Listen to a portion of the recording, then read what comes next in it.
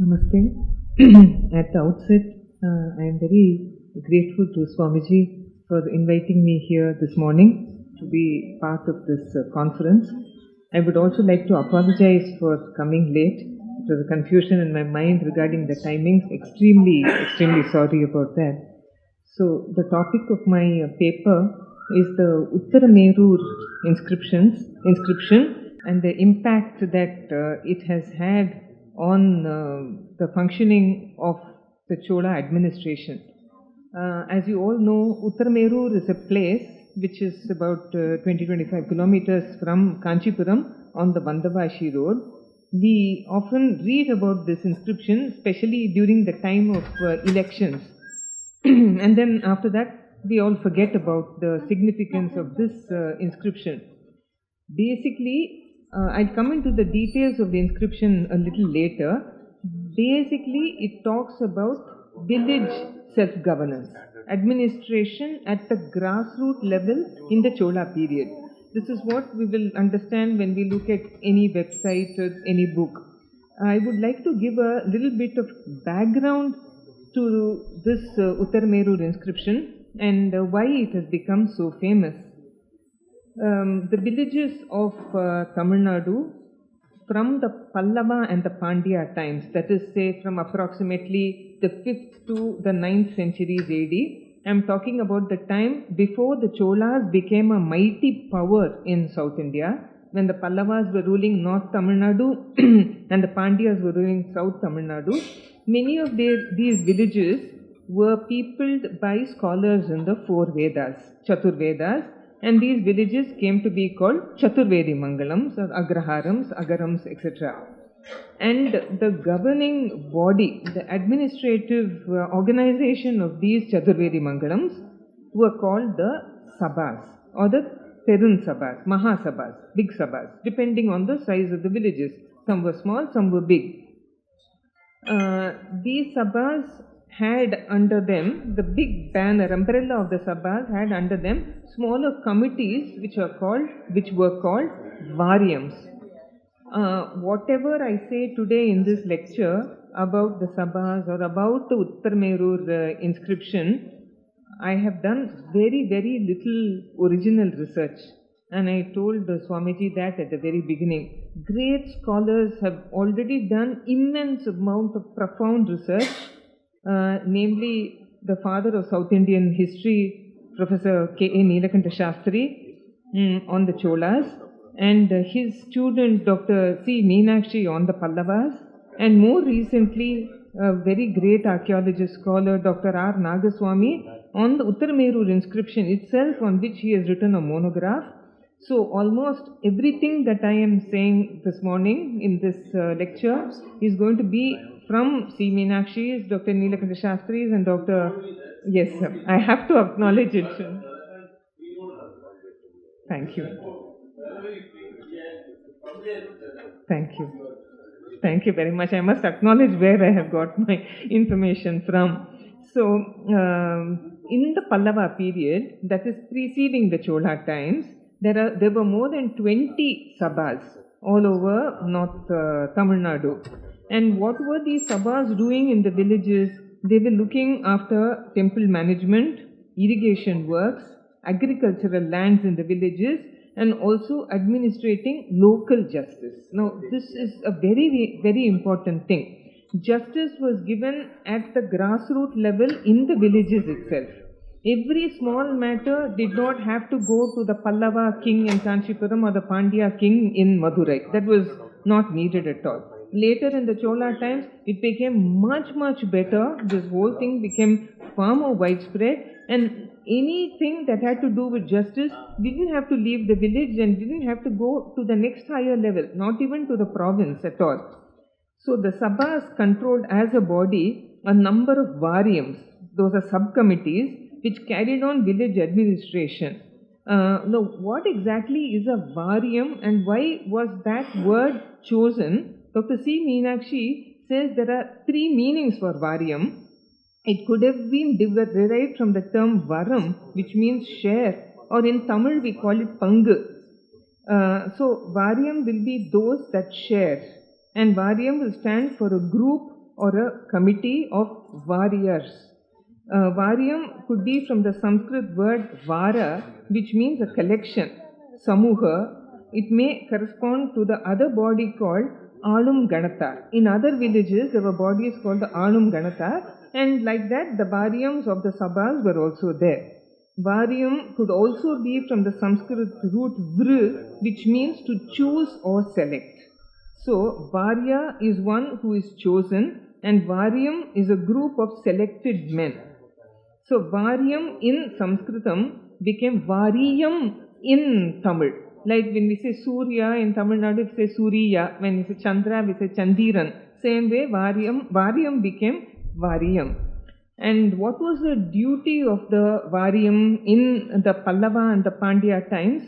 Much before the Uttaramerur inscription, Dr. Nilakanta Shastri says this in the 10th century, an epigraph of the Pallava king Kampavarman. This Kampavarman was one of the last Pallava kings of the 9th century from a place called Ukkal. Again, Ukkal is say halfway between Kanchipuram and Uttaramerur. In the small village called Ukkal, the inscription states that under the orders of the Sabha at Ukkal, the Samvatsara Varya Perumakkal. This Samvatsara means annual, Varya is Varyam, Perumakkal are the great men.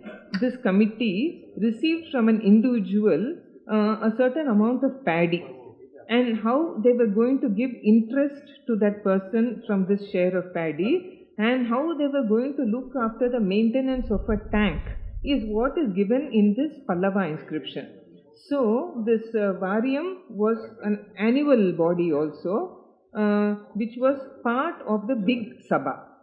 So, it is very interesting to note that even maintaining the tanks was priority for a village committee, Sabha. It was very, very important. I have to emphasize here, all this is about administration.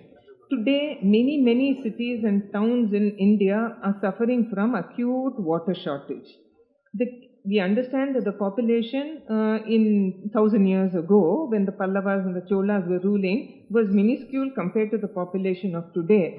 But I also have to emphasize the kind of arrangements these kings, I'm talking only about Tamil Nadu today because the subject is such, it was all over India. They took great pains for water storage. Let us also understand that there were very few perennial rivers. So monsoons were the main source of water. So how to harvest? We talk about water harvesting today as though it's a modern thing. Not at all.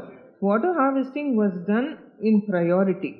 When we come to the Uttaramerur inscription, we'll understand that there is a huge tank. Even today, it is called Vairamega Tatakam. Tatakam is tank or lake, man-made.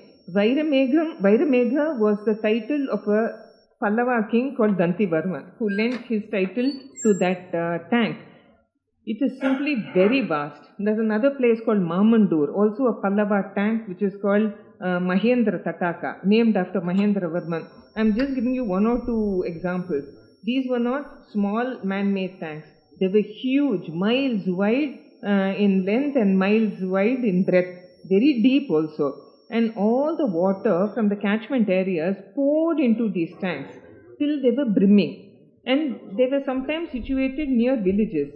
So if the tanks overflowed, the villages would be flooded. So they very cleverly made a cut-off point. Just like they had inlets coming in from the catchment areas, they had outlets. So at a certain point, the water, instead of flooding the nearby living areas, would go out of the outlets. Where would it go? They didn't let that water go waste. It would go into another tank that was in a slightly low-lying area. After that got full, another one, and very little was allowed to go waste into the ocean or the sea or into any dry land. All this was the work of the Sabha. Moreover, a tank as big as this had to be maintained, and it would cost a lot of money. How do you maintain these tanks? It's going to cost a lot of money. So, very cleverly what the Sabhas did, including places like Uttaramerur, what they did was, they allowed fishermen to fish in these tanks. And then they had a tax on the fishermen. So with that tax, they used to do all the dredging and cleaning and the maintenance of the tanks, and all these benefited the villages all around. This is a small example of the very many duties of the Sabha. This is the Eri Varyam. Eri is a tank or a lake. Varyam is a committee. They also had Tota Varyam, the Varyams that looked after the gardens and the plantations, etc. Now we come to Uttarmerur proper, about this inscription. This was a small village. It's now a town. As I told you, from Kanjivaram to Vandavasi, Uttarmerur is a major place. It was a Chaturvedi Mangalam again in the Pallava times. We know of it as early as the 8th century of the Pallava period.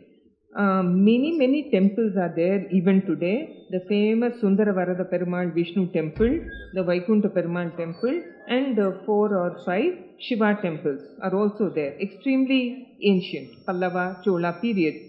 Now, when you do an internet search or you read some books, they'll tell you there are 2 major Vishnu temples. One is the Sundaravarada Perumal temple, other is the Vaikunta Perumal temple. We agree that the Sundaravarada Perumal temple is a Vishnu temple. Vaikunta Perumal temple also a Vishnu temple, but it was never meant to be a temple. What if you go there and I'm sorry, I don't have a slide to show you. That Vaikunta Perumal temple is actually built on a very elevated space. It was a very small temple, but the rest of that place of that temple was meant to be what is called a Sabha Mantapam, for the people of the Sabha to meet and to talk about all that they were going to do for the village, where all the different Varyams met. So it was actually a Sabha Mantapam where there was a small Vishnu shrine, and that is how we have to see it today. Now, in the reign of a Chola king called Parantaka Chola in the 10th century CE, and the date exactly is 920, there is an inscription written on the walls of this, on the base of the walls of this temple. It is written in Tamil script, it is written in the Tamil language. The gist of this inscription is that it was to form a committee. And the committee was to be a fair representation of the 30 kudumbus or wards, into which the whole village was divided, and the 12 series or streets, into which the wards were grouped. So for 30 kudumbus and 12 series, the representatives were to be on the Sabha and on the different Varyams of this Uttaramerur Sabha.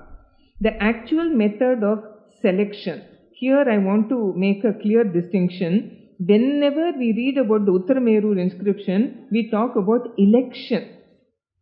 It was election and selection. I'll tell you how. The actual method of selection was by lot, called Kudabolai. All the representatives' names were put into a kudam or a pot, and they were written on olais, which is small pieces of palm leaf, and they were put into the pot, and then they were selected. I'll come to that. But the selection was confined to those who were duly nominated by the kudumbus. That is, there were rules laid down and certain conditions had to be satisfied by every person before he became eligible for such nomination. The attempt to combine the representation of the committees of the kudumbus and the series, the streets, did not work properly.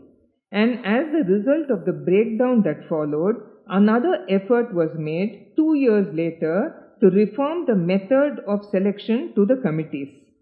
The series were allowed to fall into the background, and the direct representation of the kudumbus on the committees became the only aim. So it was a trial and error method. Nothing was perfect at the very beginning. They made a mistake. 2 years later, they addressed that mistake and they tried to reform it. The revision of the constitution, that is, the revised thing, they made a mistake, they were trying to revise it. The revision of the constitution was carried out in the presence of a king's official and recorded in the form of a vyavastha of the Sabha. Nothing got done just like that. The king's representative had to come, this change had to be done in front of him, and then it had to be recorded also. So there were norms and so many norms. So in this resultant change, many do's and don'ts came into being. The essential qualifications for a person wanting to be on some of the varyams of the Sabha were age limit, possession of minimum immovable property, minimum educational qualification. The one who wanted to be elected should be above 35 years of age and below 70. This was written more than 1000 years ago, and it was followed. The minimum age limit was considered essential because those who were entrusted with public administration should have attained a maturity by a certain measure of experience gained through age. The upper age limit was prescribed so that the elected person did not perpetuate himself in power even after attaining the age of 80 or 90 or perhaps till death. I am quoting from Dr. Nagaswamy. The minimum property qualification was prescribed because the members elected to the assembly would be administering public property and ought to have had some experience in administrating their own property, and in the event of loss should have security by way of immovable property. These are some of the qualifications that a person should have. Then a candidate should be an honest man, should have acquired his property through honest means and not by one who takes shelter under legal intricacies and appears to be honest. Another point of interest is that the candidate should be known for his administrative excellence. Karyatil Nipunar. All this is given in the inscription. The disqualifications, on the other hand, were far more severe and illustrative of the great care the Chola society attached to moral values and conduct in public life. Among the disqualifications is that the one that tops it relates to rendering public accounts. One who, having been elected to one of the public committees and had not rendered proper accounts at the end of the year, was disqualified from standing for election till the end of his life. Any elected member who accepted bribe in any form was also permanently debarred from elections. One who misappropriated the property of another was also disqualified. One who had acted against the interest of the society, here the village, and was a potential danger to the peaceful life of the people, was also debarred from election. One who was found guilty of incest and other great sins and had also no place in the village assembly. It was not only the individual who was guilty of any one above acts, but all his relatives in the father's family, mother's family, and wife's family were permanently debarred. So, there were a whole lot of disqualifications. Actually, the number of people who had qualifications and none of these disqualifications would have been very few ultimately, I think, in any of these villages. Then it goes on. It's a very, very long and very detailed inscription. It goes on to say, the members thus elected would serve for one term. Once a person served in any of the committees, he was not eligible to stand for election for 3 more terms. When one who was on the committee and against whom the guilt was registered for any offence, he should be at once removed from the office and not wait till judgment was pronounced. He was immediately debarred and never again to stand for election, nor anybody else in his family. This was a simple and most inexpensive system of election conceived of in ancient times. So here, this is the 10th century inscription, belongs to the time of Parakesari Varman, and even the date is perfectly given, 16th day of the 14th ruling year of the king, 922 AD. Here I would like to digress a little and say that people from other parts of the world have said very unjustly that Indians did not have a historical sense. They didn't leave behind proper records. Here it says 16th day of the 14th ruling year of the king. How much more intricate can it get than this? If Indians did not have a sense of history, I'm afraid I don't know who did. And all this was etched in stone, not on papyrus or any other thing that could disappear. This is etched in stone, and we are looking at it after these many years. Here, and how much land must he own? We are going into further details. He was owned more than 1/4 valley of tax-paying land. Valley was kind of like we have grounds and acres now. He must live in a house built on his own site. His age must be below 70, above 35. He must know the mantra brahmana, the text, and he must be capable of explaining it to others. Even if one owns only 1/8 valley of land, he should have his name written on the pot ticket to be put into the pot. If he has learnt one Veda and one of the 4 Bhashyas, commentaries on the Vedas, and can explain it to others, also he can have his name written and put it into the pot. Only such as are well conversant with business and are virtuous shall be taken. One who possesses honest earnings, whose mind is pure, who has not been on the committees for the last 3 years, shall be chosen. Still more details about the disqualification. It says, one who has been on any of the committees but has not submitted his accounts, or one who has accepted bribe in any form, and all his relations specified below shall not have their names written on the pot tickets and put into the pot. The names are given. Sons of the younger and elder sisters of his mother, sons of his paternal aunt and maternal uncle, the brother of his mother, the brother of his father, his own brother, his father-in-law, brother of his wife, the sons of his sisters, son-in-law who has married his daughter, etc., etc. Details are actually mind-blowing. If this man made a mistake while on the committee, not only was he thrown out, never to be on the committee again, none of his relatives, and these things are specified, the relation to him, none of them could be on the Sabha.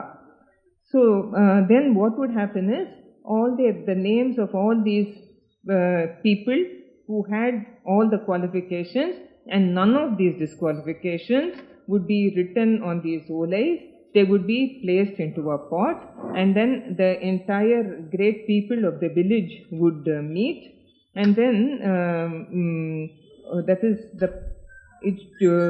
the ward. That is all these things. Their names were all collected together, and ward by ward they were bundled and put into the pot. The ward packet shall be taken out by any young boy standing close by, who does not know what is inside it, and shall be transferred to another empty pot and shaken. From this pot, one ticket shall be drawn by the young boy and given to the arbitrator Madhyastha. While taking charge of the ticket thus given to him, the arbitrator shall receive it in the palm of his hand with the 5 fingers open, to show that he didn't have any other thing hidden inside. He shall read out the name in the ticket thus received. All the priests present in the inner hall shall also read out the ticket read by him. The name thus read out shall be put down and accepted. Similarly, one man shall be chosen for each of the 30 wards. So, this in brief, in real brevity, is this Uttaramerur inscription. This is democracy at the grassroots level at its best. While it was being practiced in the Pallava and the Pandya times, it was being practiced well. The Cholas, like in everything else they did, temple architecture, sculpture, war, etc., they took village administration to an altogether different level. And this Uttaramerur inscription is only one case in study. Till date, this is the longest and the most detailed inscription we have about the governance or democracy at the grassroots level in villages. Who knows, we may come across many more inscriptions in the future. We don't know. There may be some stones or copper plate inscriptions lying under the ground, or in some ruined temple we may discover it. But this was not a one-off thing. It's not as though Uttaramerur was the only village that practiced all this. almost all the villages, small towns across the Chola land, which was extending from Kanyakumari northwards, practiced this village administration. The people who were on the committee and who were in charge of justice had to know the Dharma Shastra, that is, the laws of governance. Otherwise, how could they do the panchayat between the wrongdoer and the others? Every little niggling detail was brought to the village committee, the Sabha, and it got sorted out at that level itself by very, very honest and upright men.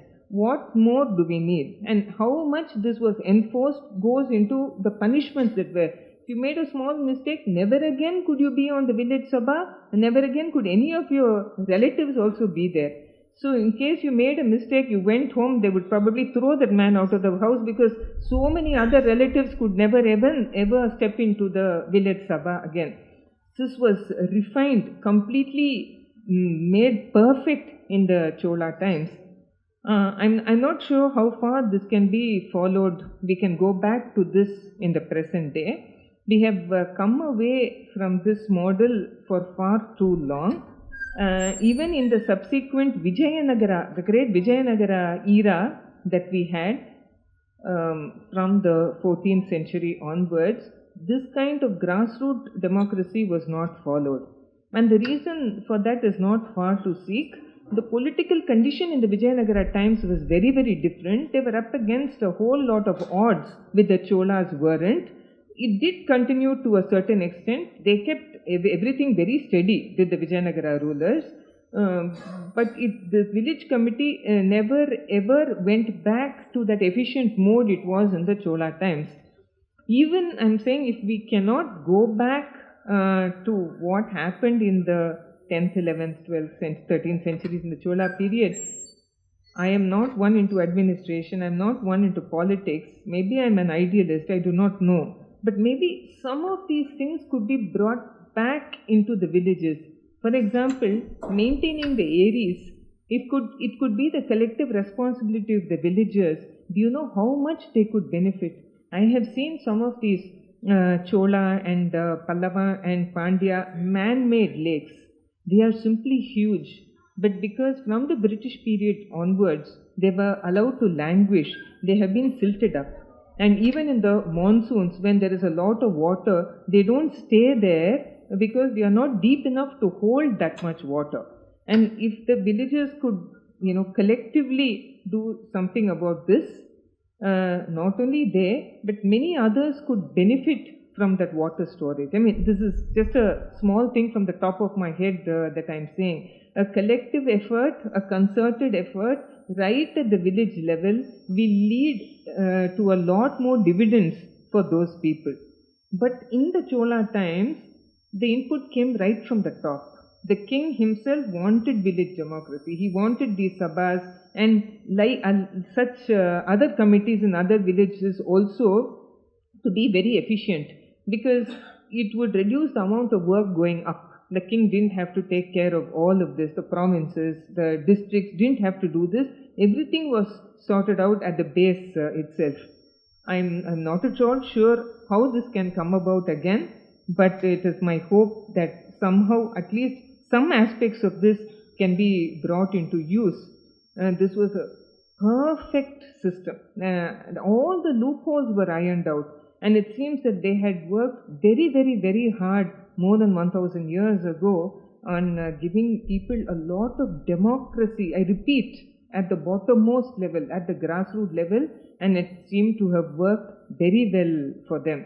It was only because of certain political reasons that in the subsequent periods, this was all, much of it was not continued. And that seems to be a little bit of a pity, because over time, especially from the British period onwards, we seem to have lost almost all of it. It is indeed a great pity. If somehow some of it could be brought back, it will be for the good of all.